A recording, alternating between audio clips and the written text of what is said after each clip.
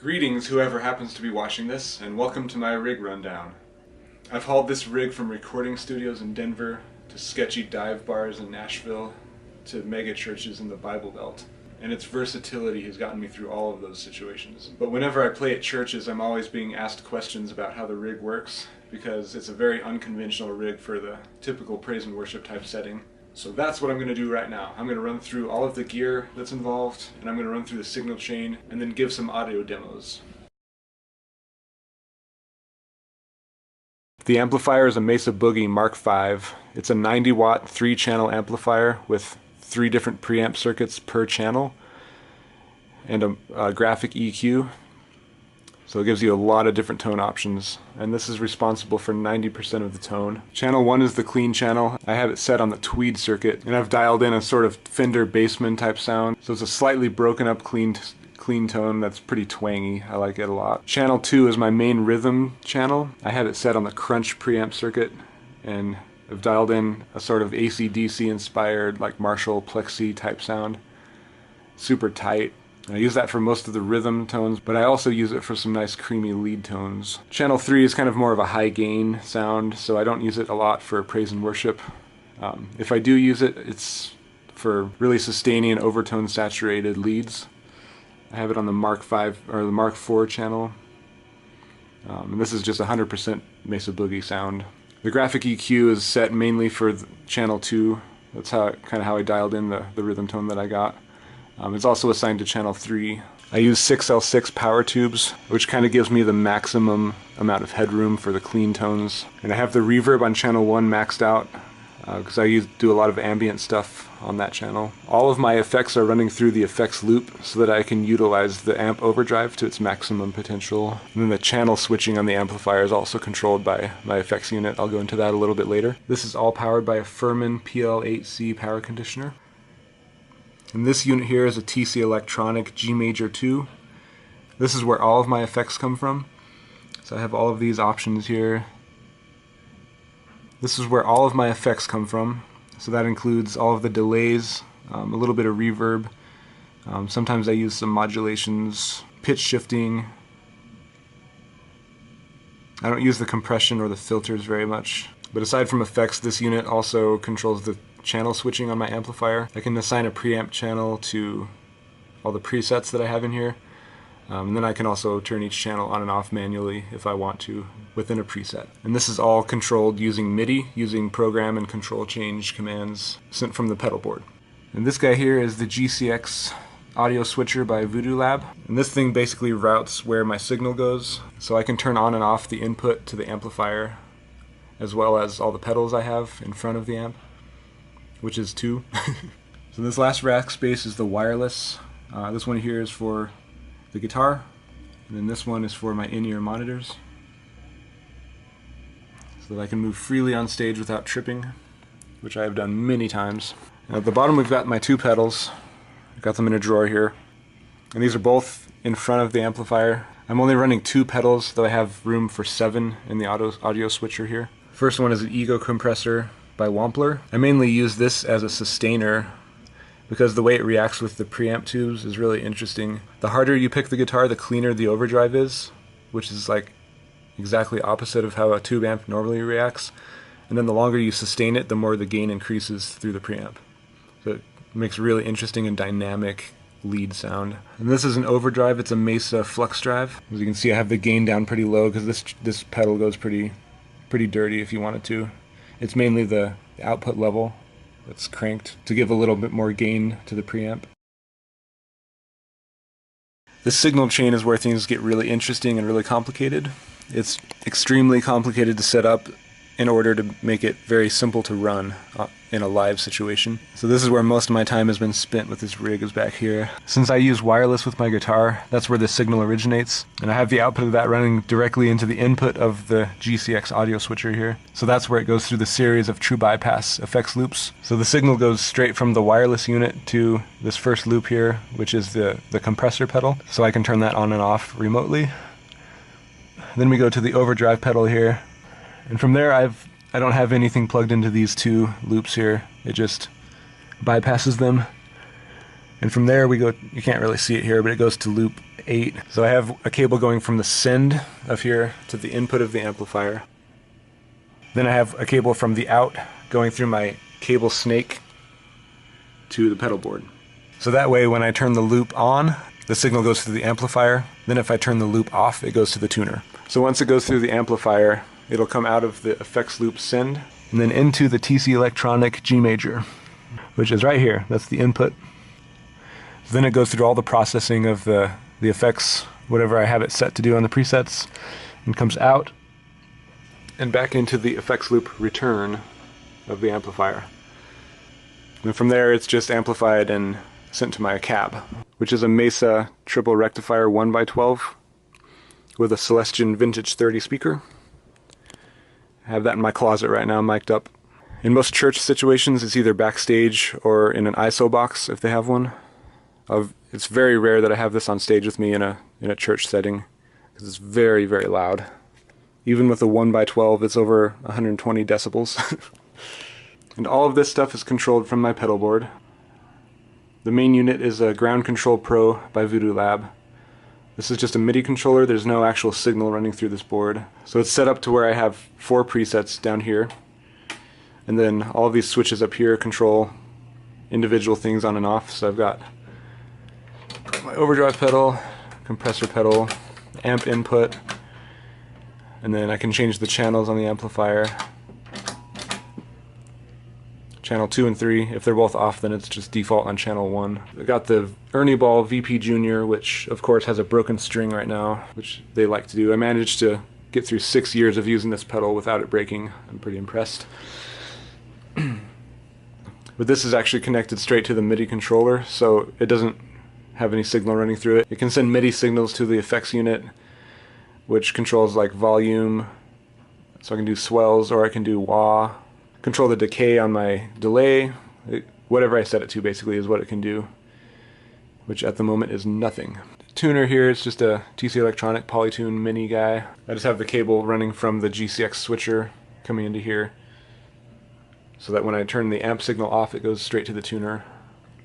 Gives me the ability to tune without any signal coming through the speakers. And then I just have a little MXR tap unit, which is also running just a 1/4" cable through the snake here. And that goes into the back of the TC Electronic, and it controls the global tempo of everything.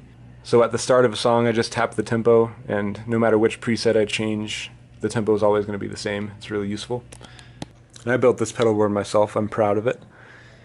Basically just made it to where it was easier to set up. All I have to do is plug the snake into here, the audio feed to my tuner, and then the tap tempo line, and then the MIDI cable coming out of the back of the pedal board to control everything.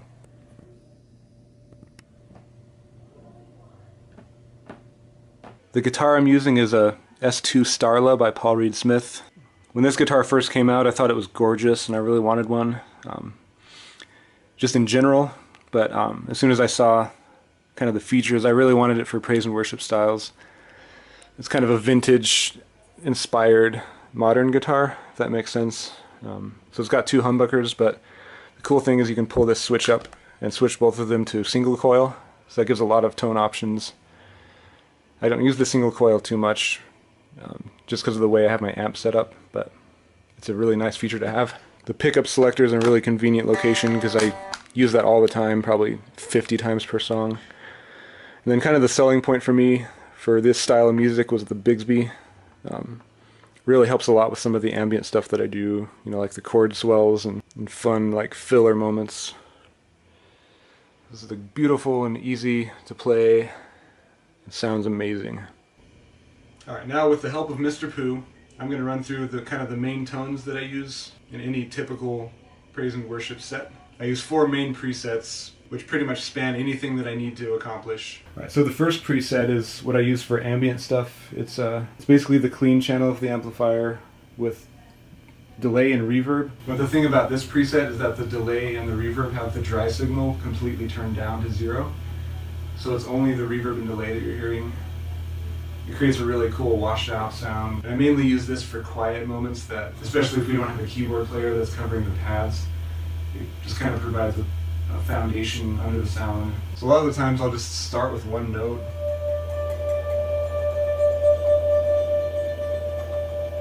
The more notes you add, the more washed out it sounds.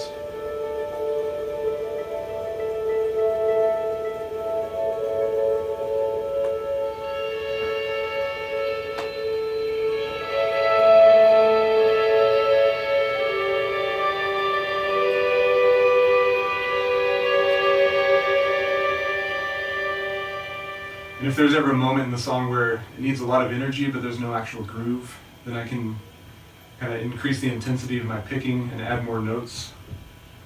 And it gets really intense.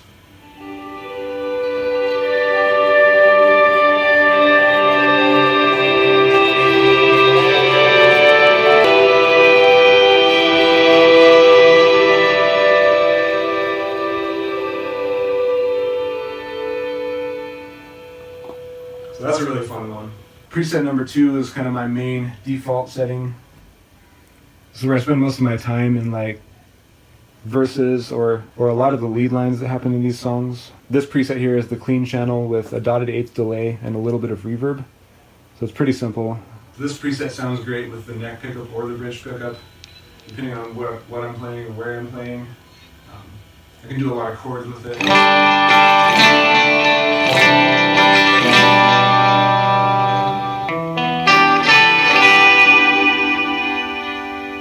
And I also do a lot of lead stuff up higher with the neck pickup on this preset.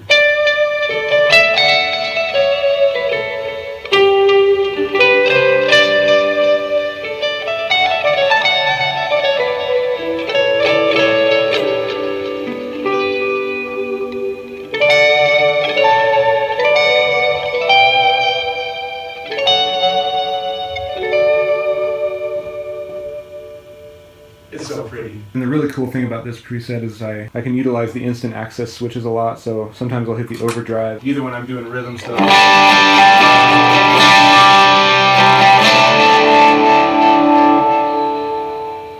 or I can do some of the lead stuff with that too, just if I want a little bit more sustain.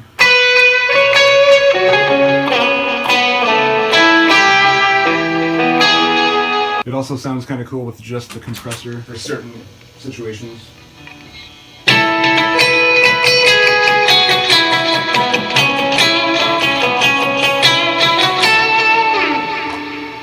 And if I'm playing lead in a big chorus or something, like if there's a rhythm guitar player, a lot of times I'll use this preset and have the overdrive and the compressor on. It gets a little muddy if you play too many notes like this, so it's mainly for the sustaining lead stuff that happens in a lot of songs.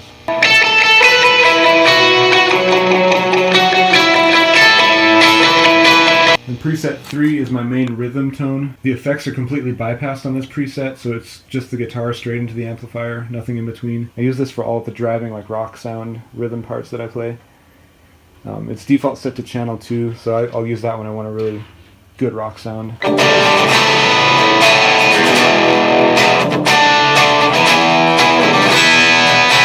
And a lot of the times I'll change the channel on this preset depending on how much overdrive I want. If it's a pretty simple and quiet song, I'll just put it to channel 1. You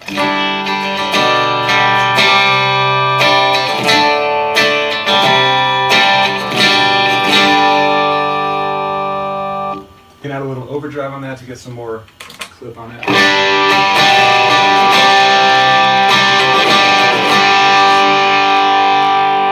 Sometimes this is really rare in worship, but I can go to channel 3 for a lot of overdrive.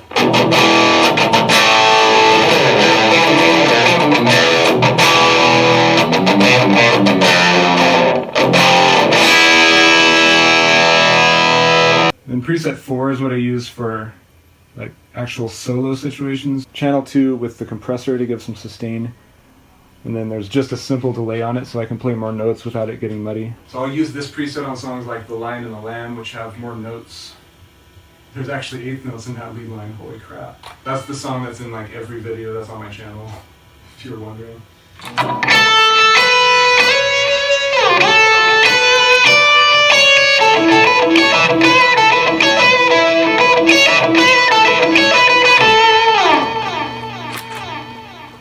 And I can also add like channel 3 to this.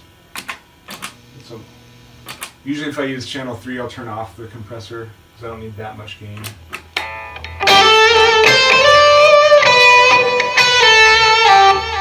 So that way it's just the amp with a little bit of delay. Pretty simple.